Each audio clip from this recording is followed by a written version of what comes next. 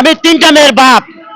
বাংলাদেশে স্বাধীন গণতন্ত্র দেশে আমার মতো পোলাপাইন আজকে আমার পোলাপাইন বাসা রেখা কাজে যাইতে চিনি চালাইতে আমার কাছে ভয় লাগে।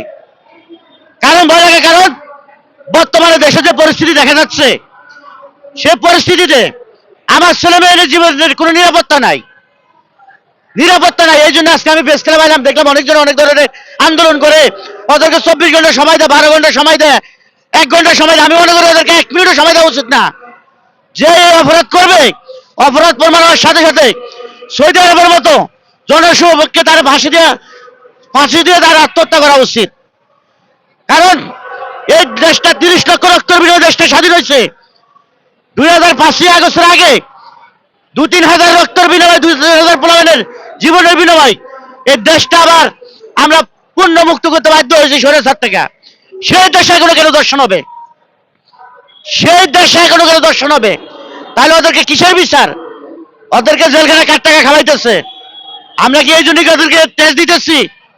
এই জন্য কি মানুষকে ওদেরকে ইনকাম ট্যাক্স দিতেছে? একটা দর্শনকারী জেলখানায় খাওয়াইবো? তারে জেলখানে না ঢুকে তারে যদি সে দর্শন করে থাকে, যেটা যদি প্রমাণ হয়ে থাকে, 1 মিনিটের ভিতর তার ফাঁসি দিতে হবে। কারণ বাংলাদেশে নারী পুরুষ সবাই সমান অধিকার, সবার বাঁচার ইচ্ছা আছে, কেন এখনো স্বাধীন দেশে কেন এখনো বাপ মা তার ছেলে মেয়েরে নিয়ে টেনশনে থাকবে? কেন তার মেয়েরে নিয়ে এখনো চিন্তা থাকবে? তার মেয়ে মাদ্রাসা গেলে, স্কুলে গেল, আসতে পারলো কিনা, তার মেয়েকে আবার ঠিক মতো বাসায় আসতে পারবে কিনা, এগুলো এসব চিন্তা ভাবনা বাদ দেয়া যদি সরকার, প্রধান উপদেষ্টা আর আমাদের মাননীয় জজ সাহেব যত বিচারক আছে তারা যদি এমন একটা ব্যবস্থা নেয়, যারা দর্শনকারী তাদেরকে জেলখানা না রেখা তাদেরকে যদি জনগণের হাতে যদি ছাড়িয়ে দেয়, তাহলে বাংলাদেশে আর কোনো দর্শন হবে না। কারণ এখন বর্তমানে কিছু লোক বহুত ধরনের পায়তারা করতেছে, এগুলো হলো তার একটা মূল কারণ। এই ধরনের কিছু ঘটনা করবে, বাংলাদেশে একটা বিশৃঙ্খলা হবে, তারা সেই সুযোগ